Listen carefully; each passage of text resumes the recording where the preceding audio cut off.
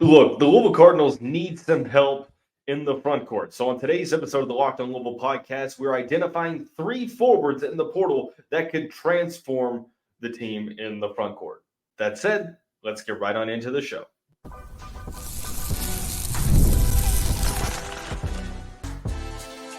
You are Locked On Louisville, your daily podcast on the Louisville Cardinals.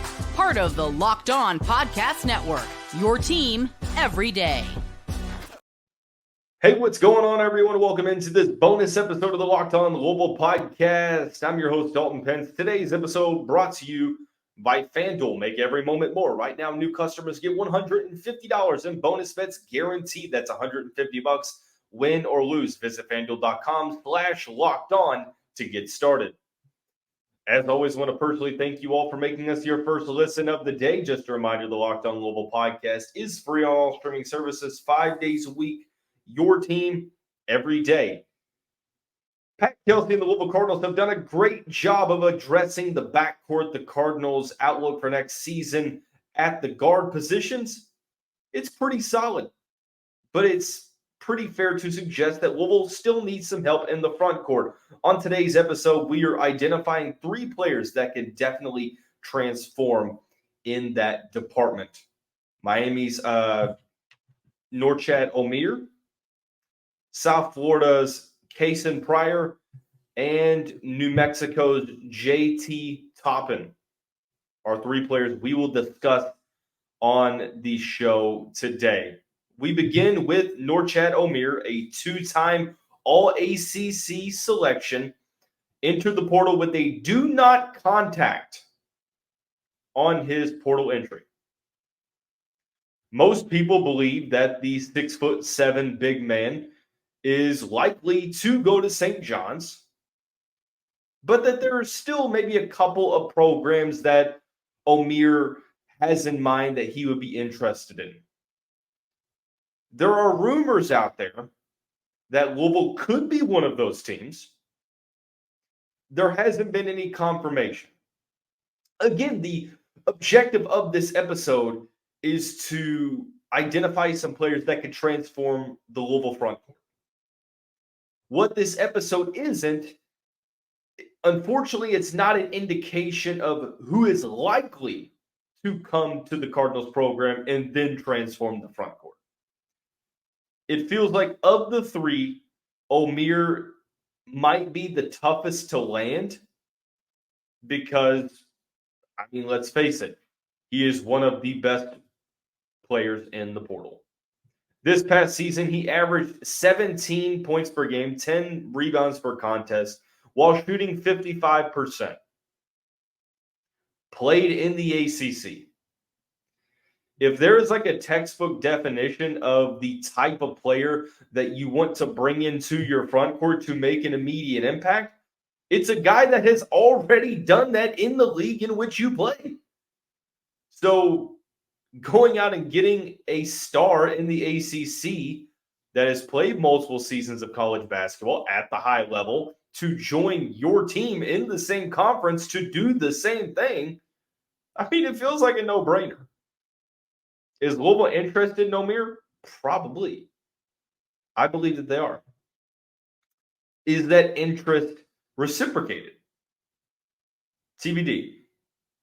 Again, this is an episode just to identify three players that make sense for Louisville. And talking about making sense, how much more sense can you make talking about a guy at the ACC level, all ACC selection, 2 seasons, led his team in scoring and rebounding to join your team? Omier is not the tallest guy. He's 6'7", sort of a tweener in size that will ultimately probably affect his NBA career. But in the college ranks, you can get away with that. He is longer in terms of wingspan, and he's 240 pounds. On an earlier episode of the show today, we talked about why great Osabor, who's 6'8", 250 pounds, makes a ton of sense for Louisville because he does everything well outside of shooting. Truthfully, Omier might be the better fit than Osabor. He has arguably better numbers in a better conference. And he does a lot of the same things. And he's a better shooter. In his seasons at Miami, he spent his first 2 years at Arkansas State, really was never a great three-point shooter. Even in his first season at Coral Gables, didn't shoot the ball all that well. He improved his game between his technically junior and senior season. He went from shooting 31% from three on 0.4 attempts per game to improving that number to 35% on 2.2 attempts. He is ranked in the 84th percentile in catch and shoot situations. Is he a knockdown shooter? Probably, perhaps not. Although if those numbers improve, then he definitely is respectable, and that takes his game to a whole new level. But you still have a player that is proficient around the rim. Almost 70% of his total offense comes from around the rim. He's 64% in the paint. 64% shooting in the paint. So he's very efficient around the rim. But you're also talking about a player that utilizes that strength and wingspan to affect the game down low, but also step out and hit the jump shot. If he were to stay in the ACC, shoot 35% on, let's say, 3 attempts, it takes his game to a whole new level. Arguably, he's your top scorer next year. Does he play the 4 or the 5? If he can stretch the floor, likely a 4. Which gives you the opportunity to go out and to get a true rim protector like a Ugonna Onyesu, which would make a ton of sense. But make no mistake about it, sort of like Great Osobor, Omier is, by the stats, by the numbers, solid rim protector, 3% block rate. Now, you look at the numbers, 0.8 blocks per game, 1.5 steals. He's a great on-ball defender, but the block numbers aren't really there. The percentages are there. So what does that show you? Well, in my opinion, it shows that he is a solid secondary rim protector, sort of like Great Osobor. So I look at these two players, and if you made me choose between the two, I'm taking Omier because of the level of competition that he's played against and because of, already being in the ACC, but the outside shooting as well. When it comes to being able to post up the opposition, Osobor might have the slight edge when it comes to post offense. But Omier is just as good, if not better, in terms of putbacks. A lot of his offense comes from putbacks. Rightfully so. He's around the rim a lot. We mentioned this nugget pretty much ever since Pat Kelsey got hired. In the past 5 seasons, 4 of those, Pat Kelsey's offenses have ranked inside of the Ken Palm's top 20 in offensive rebounding percentage. Omier has a 12.8% offensive rebounding percentage. The players that Pat Kelsey has gone out and gotten have been solid for their position when it comes to rebounding. This will be 100% be a focus next fall and winter, is rebounding the basketball. You're playing fast. One thing about playing fast is you still want to maximize possessions, maximize the opportunities that you get.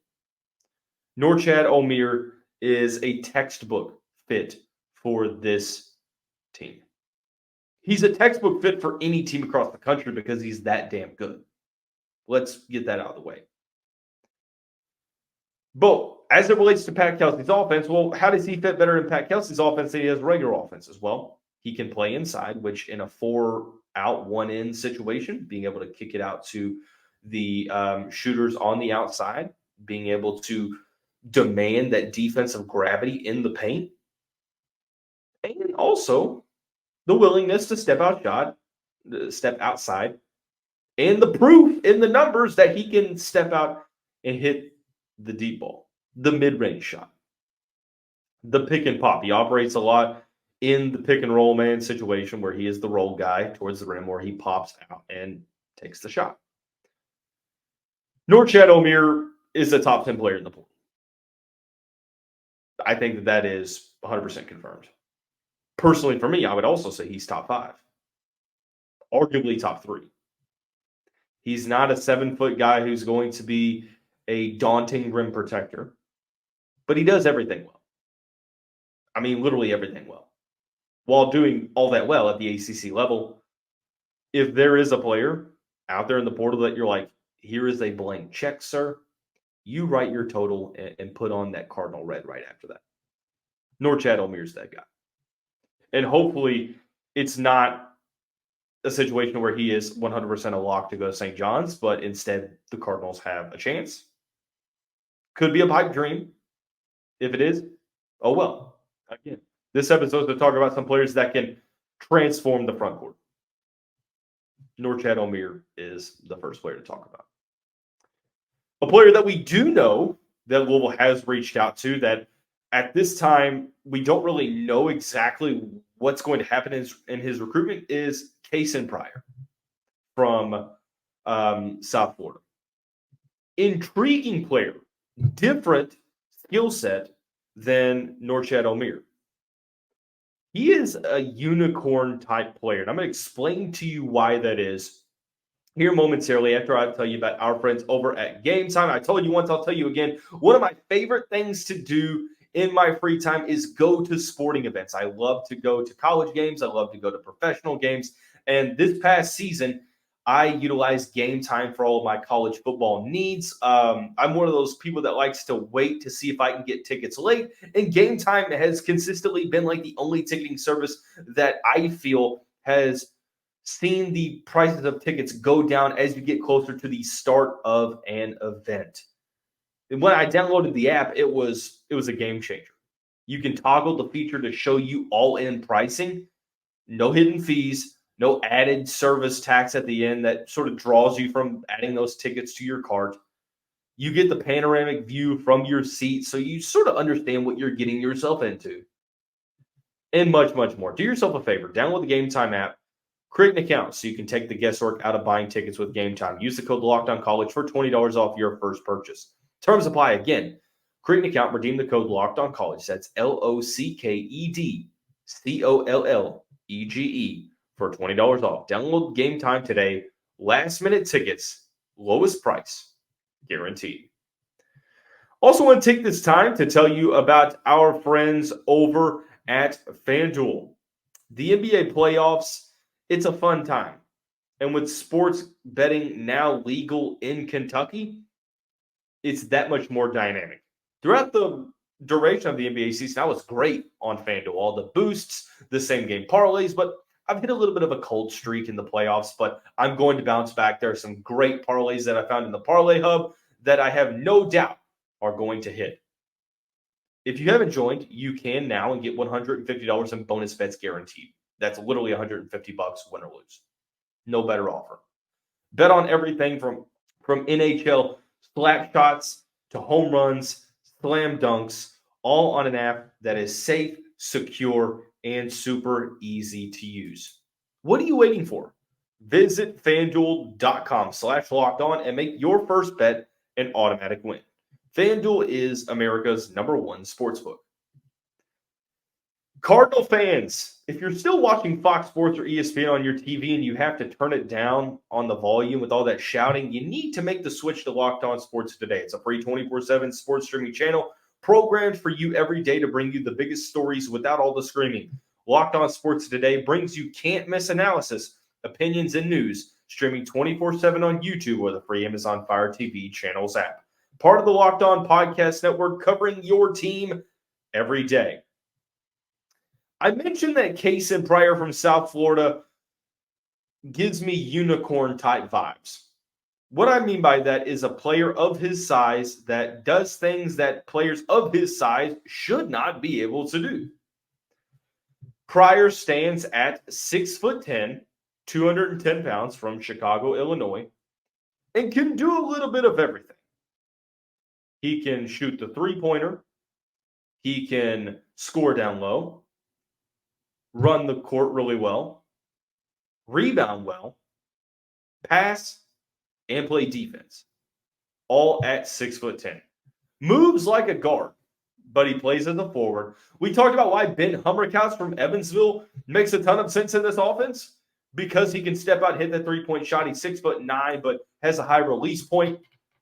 Solid secondary rim protector, underrated passer, and is a mismatch for the opposition. KaSean Pryor is literally everything that Hummerkaus is, maybe even a little bit further, because Hummerkaus, played at Evansville, which no disrespect to the Aces, but Pryor played tougher competition, averaged 13 points per game, 7.9 rebounds per contest, 1.2 steals per game. All of his offensive bag is really, really complex. He has an advanced scoring repertoire to where there's not really one aspect of his game that he utilizes more than others. Most of his offense will probably come from around the paint. 40% of his shots come from inside of the restricted area. He's 57% from the field in those situations. He'll attack the baseline. He's extremely efficient when it comes to scoring along the baseline, getting out in transition, hitting the deep ball, being the roll/pop guy in the screen game. I would probably identify Pryor as a slasher if it comes to the NBA 2K player archetypes. He's more of a slasher in my opinion, but could also be a 3-and-D wing. I think he's a perfect 4 in Pat Kelsey's system, able to hit the deep ball right. 35% from the field, or 35% from three-point line on 3.3 attempts. And again, was a drastic improvement that you hope is not an outlier for seasons to come. His 2 seasons in Boise, first year didn't hit a single three-pointer. Second year, 43% on just under an attempt per game, but increased those numbers a ton. 3 attempts per contest, 35% from the field, or 35% from behind the arc. Extremely improved. It looked like the college game slowed down for Pryor, and that natural talent was put on full display. Not only does he have an advanced scoring arsenal for a 6'10" guy that can create his own shot off the dribble, can score in a variety of different ways, and move like a guard, but he also has a 14% assist rate.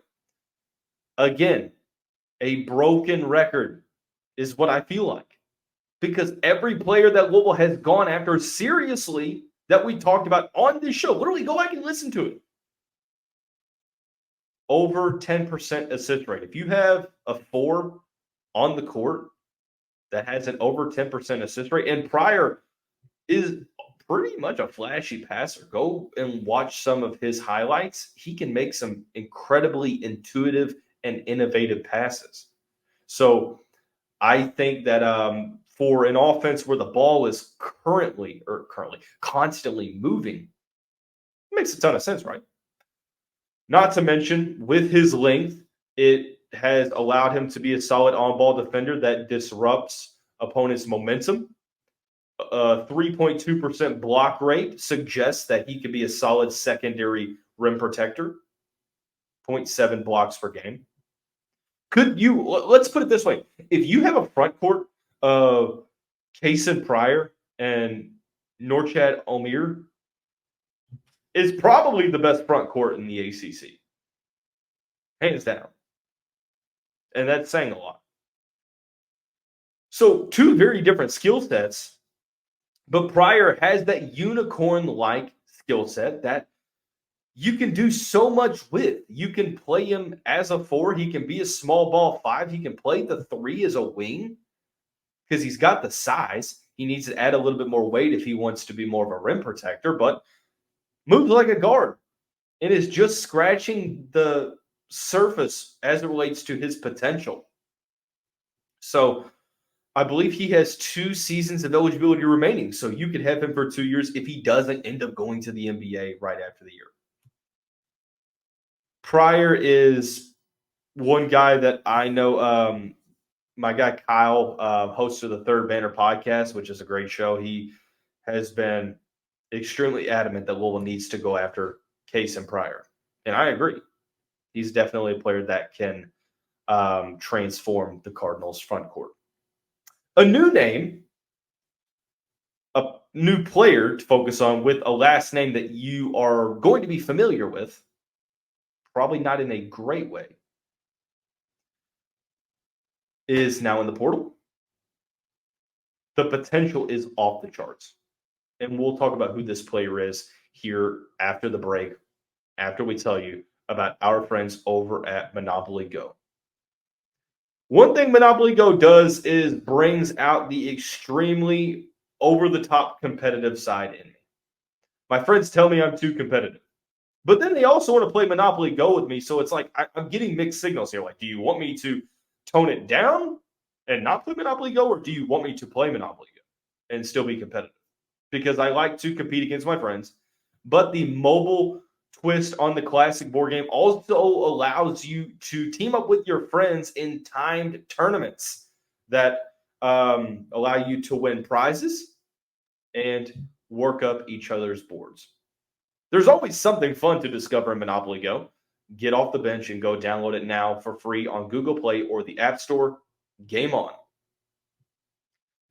A new name, but a familiar last name that fans of the show will know, has entered the portal. He will be a highly sought-after player, not a veteran like Omier or Pryor. He was a freshman last season, but he was so good in his freshman season that the sky is the limit for JT Toppin.